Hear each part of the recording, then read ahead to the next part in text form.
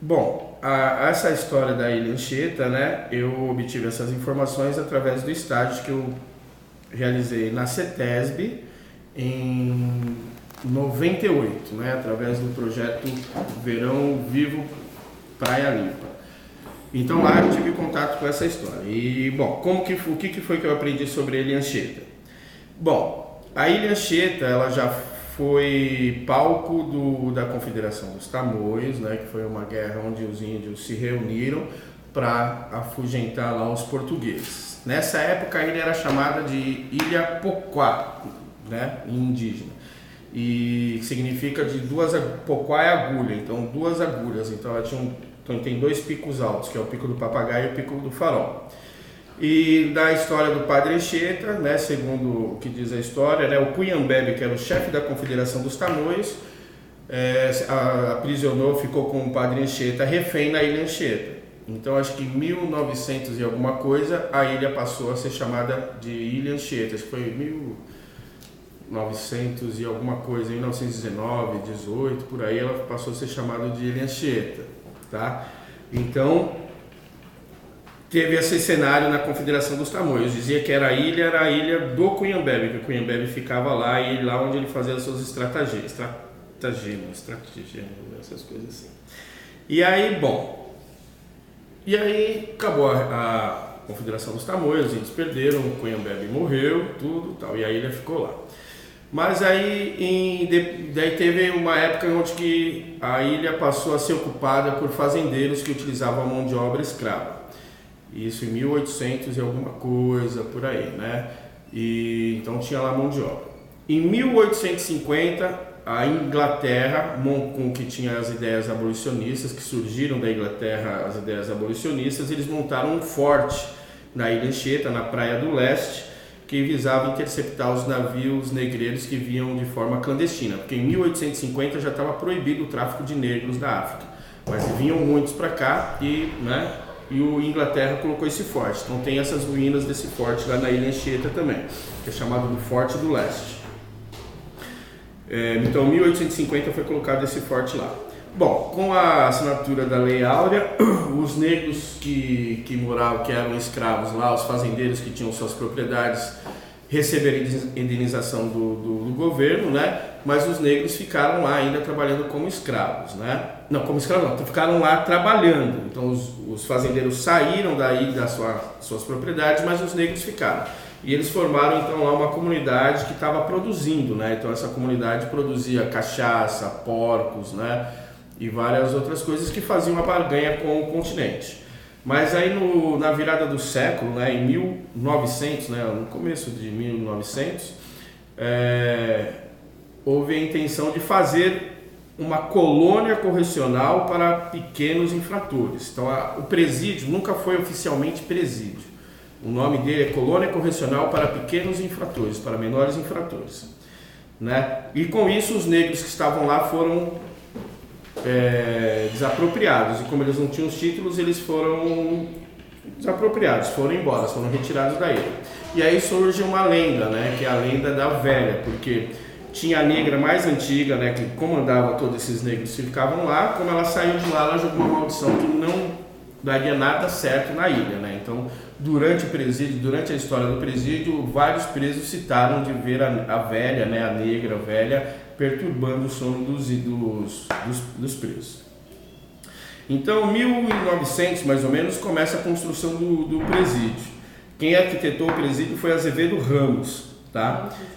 Ramos de Azevedo, isso. Eu acho que é isso, a gente pode confirmar direitinho. Daí ele fez o presídio. O presídio eu fiz esse desenho aqui, bem simbólico, depois você vai ver, tá? Mas aqui eu coloquei as celas, né? Então são 8 celas, uma ficou bem desproporcional, tá? Mas você vai poder notar, então eram 4 celas aqui e 4 celas aqui. E não tinha as paredes do presídio, eram como se fossem 4 casas, né? Uma área de administração, e aqui atrás eu não tenho muita certeza da ordem, mas havia cozinha, padaria, lavanderia e uma área de manutenção, onde tinha turma. Mas isso daí não era tudo cercado? Não era tudo cercado, porque não era presídio, era uma colônia correcional. Então as crianças deveriam vir aqui e aprender ofícios como marcenaria, sapataria, então eles deveriam, né? Então era como se fosse a Fundação Casa hoje, né? Que também não consegue executar sua função, né? Aqui também não conseguiu executar sua função. Mas então, o presídio, se não me engano, na placa aqui de inauguração dele diz 904, mas o presídio só começou a funcionar em 908, certo? Com menores. Então só tinha os menores lá. Só que como era um presídio numa ilha, com uma área, né? Não era um presídio, mas era uma área que tinha numa ilha e dificultava a fuga, aos poucos foram levando presos perigosos do Brasil para lá, pela dificuldade de fugir, tá? E aí onde começou a ter a mudança do presídio, ele começou a ser fechado por causa dos maiores, então... E aí acho que é essa cela, uma dessas duas celas aqui, as entradas eram por aqui, né, pela frente. Então começou a ter os menores e os adultos. Então os menores eram violentados pelos... né? Então fecharam aqui essa porta aqui e abriram aqui. Tá? Então os menores ficavam numa cela, só que o atendimento por eles era feito por fora. Beleza. Agora vamos à história do... Não, mais uma coisinha curiosa. Em 1933, por aí, assim, por aí por diante, a presídio também começou a receber muitos presos políticos, né? Então, alguns presos políticos que passavam por lá em direção à Ilha Grande. Então, assim, existe o rumor de que o Graciliano Ramos passou pela Ilha Anchieta antes de ir até a Ilha Grande, porque ele ficou preso na Ilha Grande e fez as memórias do cárceres lá da Ilha Grande, né? Então não foi aqui. Mas em 1933 teve um incêndio que queimou tudo lá e não deu certo. Agora vamos à história da rebelião, né? A rebelião. Bom, então como que é, né? Então, assim, como tinham presos perigosos aqui, né? Então, os mais perigosos de São Paulo, do Brasil... então havia muita briga, havia muita violência, praticamente eram 8 celas, existiam 8 celas, o presídio já estava todo fechado, tinha 8 celas, uma área solitária e uma área isolada. Mas cabiam poucas pessoas então no presídio? Cabiam poucas pessoas, mas ele tinha por exemplo, na época da rebelião, cada cela desse tinha aproximadamente 40 presos. É uma cela grande assim, né? Mas o que se dava com 40 presos, então tinha mais ou menos 300 ou até 500 presos, imagino, no momento da rebelião, tá? Imagino que eram isso. Então, assim, cada uma dessas celas tinha praticamente um líder. Então, assim, tinha o Mocoronha, que era um líder, o Chinachou, que era outro líder, o Pereira Lima, que era outro líder, e o Portuga. Esses são os mais... e o Faria Lima. Tá? O Faria Lima é um nome muito importante a se marcar, né? Como esses 4 aqui, que é o Mocoronha, Pereira Lima, Chinachou e Portuga. E o Faria Lima. Então eles comandavam ali.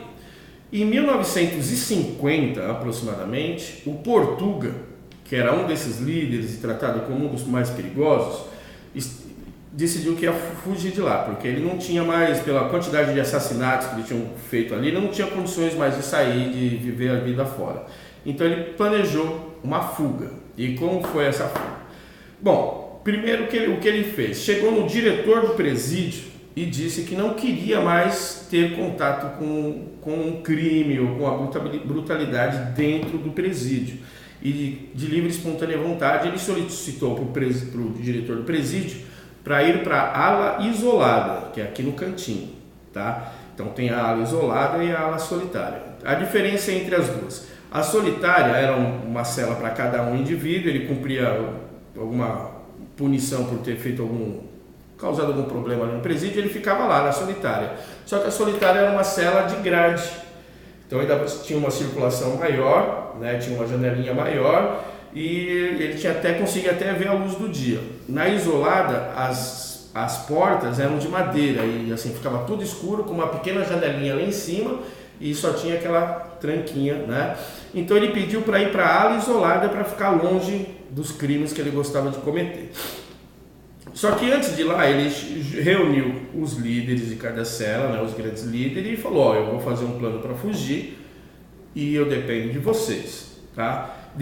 Então ele fez um esquema com mão francesa, que mão francesa é muito interessante, mão francesa, porque ele era um veadinho, uma bichinha, né? E era mão francesa porque ele gostava de alisar os camaradas. Então, mão francesa, ele cortava o cabelo de todos os que viviam ali na ilha, tanto dos presos, né, dos presidiários, como dos policiais e do pessoal do exército, né? Então, o mão francesa fez parte desse plano também. Como que o mão francesa colaborava com isso? Ele cortava o cabelo de todo mundo e cortava o cabelo do Portuga que estava na isolada. Então as informações chegavam ele até o Portuga através do mão francesa.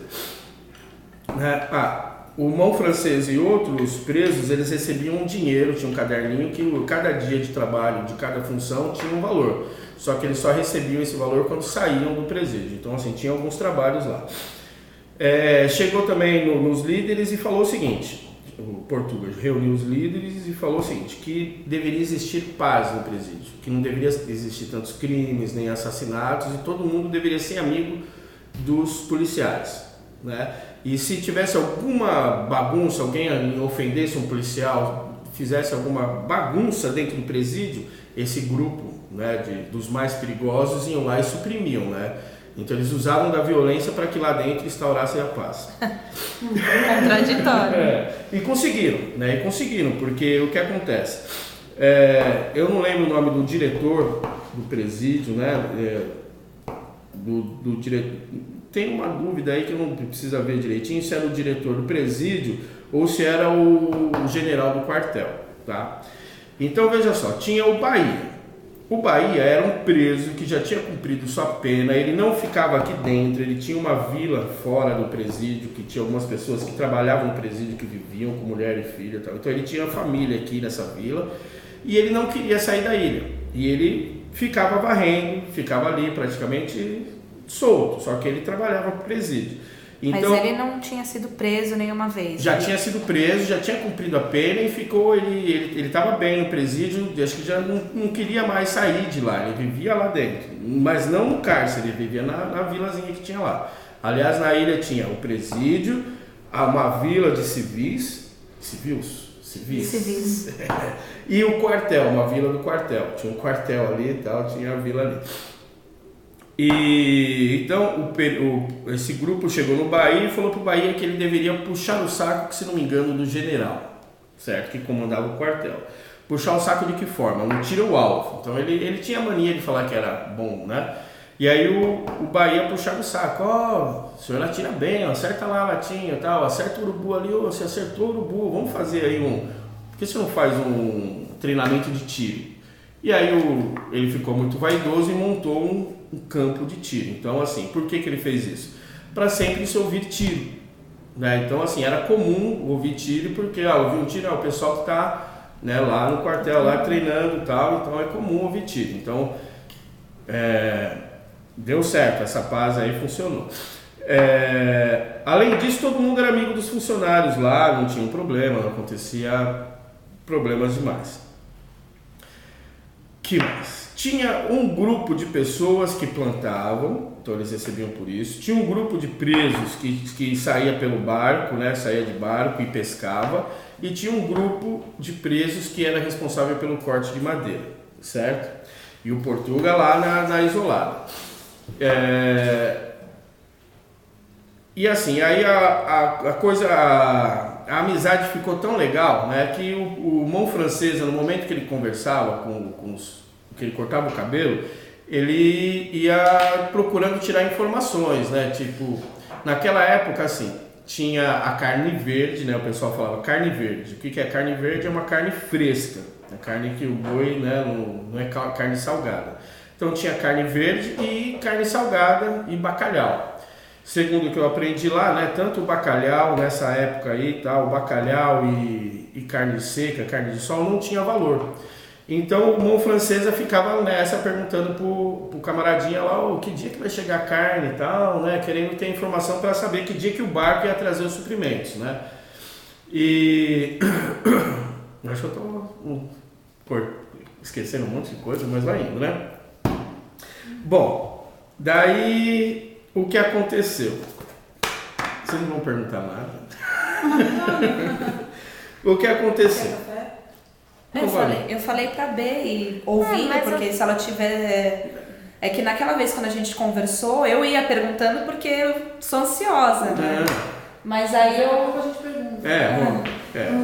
A B vai falar. Ficou. Bom, então assim, que mais que eu posso contar? Que mais que tem de curioso? Bom, e aí sim, daí as informações chegavam lá, uma resumida boa para depois vocês perguntarem, né? Daí o que aconteceu? O Mão Francesa, né, 2 anos depois de o Portuga ter entrado na solitária e de todo o plano já estar sido conjuminado, né? Aconteceu de o Mão Francesa receber a informação do dia que ia chegar as provisões. Então, vai chegar tal dia, vai chegar o Ubatubinha, que era o nome do barco que abastecia a ilha, né? Daí o Ubatubinha, bom... Sabe que também seria legal? Acho que você falar um pouco dessa interação dos presos com os policiais nessa época de que estava o plano sendo desenvolvido. Como que era? Então, nesse momento realmente existia paz, porque para você ter ideia, o grupo os pescadores saíram com barco, né? Saíram com um barco de pesca com 5, 6 pescadores, com um policial ou 2 policiais que deixavam a sua arma lá e ninguém atacava ele. Então assim, existiam várias oportunidades, assim, momentos onde o policial deixava a arma ali para fazer um xixi, para ir fazer uma coisa, por confiar na segurança, na paz que existia lá dentro. Mas veja só, o Faria Lima, que foi um rapaz importante. O Faria Lima, ele soube do plano, o Portuga passou o plano para ele, só que o que acontece? Ele era uma das pessoas que estava bem na ilha e não queria sair da ilha. Ele falou, eu vou colaborar com o seu plano, só que você foge, tudo que você precisar você faz, eu vou te ajudar para você fugir, mas você foge, depois que você fugir, aqui vai ficar tranquilo, porque vai fugir os mais perigosos, os restantes vai ficar aqui. Né? Então o Faria Lima, ele colaborou muito com esse ambiente de paz. Né? Ele era um grupo de presos, né, cometendo um crime, mas eles eram pacificadores. Então eles ajudaram a esse clima onde os policiais confiavam nos presos, né? Então, para o Pico do Papagaio, onde acontecia o corte de árvore, eram coisas que subiam 60, 100 presos com 5, 6 policiais. Então, assim, tudo isso por causa do clima de paz que existia lá, né? Então foi isso. Daí no dia que ia chegar a provisão de comida, né? Foi uma coisa meio inusitada, assim, que ficou meio que em cima da hora. O Portuga precisava saber o dia que ia acontecer, que ia chegar isso, daí era uma informação urgente. Então não ia dar tempo de esperar a vez do Portuga cortar o cabelo para receber essa informação. E aí nesse dia entrou o China Show. Né? O China Show era, pelo menos o que eu aprendi dele quando estava lá, é que ele é um afro-asiático, fortão, negão, com cara de chinês, assim, e que lutava algumas artes marciais. Quando eu vi o livro, o China Show tinha uma foto de um japonesinho franzidinho. Então, assim, tem algumas controvérsias que é interessante pesquisar. Eu contava como se fosse esse afro-asiático, porque o que acontece? Como o Portuga precisava receber a informação, como que era a forma de ele receber essa informação? Alguém ir para isolada. E aí entrou o China Show. Daí, do nada, ele pegou um policial. Né, bateu um, daí veio outro, bateu outro. E assim, isso foi na hora do almoço, estava todo mundo solto no pátio, aqui era um poeirão, né? Então ele disse que bateu em 7, 8, 10 policiais, foi batendo. Imagina aquele momento lá que todo mundo com os seus talheres de prato lá, de metal, batendo, gritando, a poeira subindo e tal. Ele tomou um couro depois e foi levado para isolado, onde estava o Portuga. E lá ele passou para o Portuga, ó, tal dia, tal hora, chega o barco que a gente vai fugir. E aí de lá, o Portuga conseguiu marcar as informações, tudo e tal, e estava marcado o dia, que foi dia 19 de junho ou julho de 1952, né, que foi o dia que estava para chegar isso aí.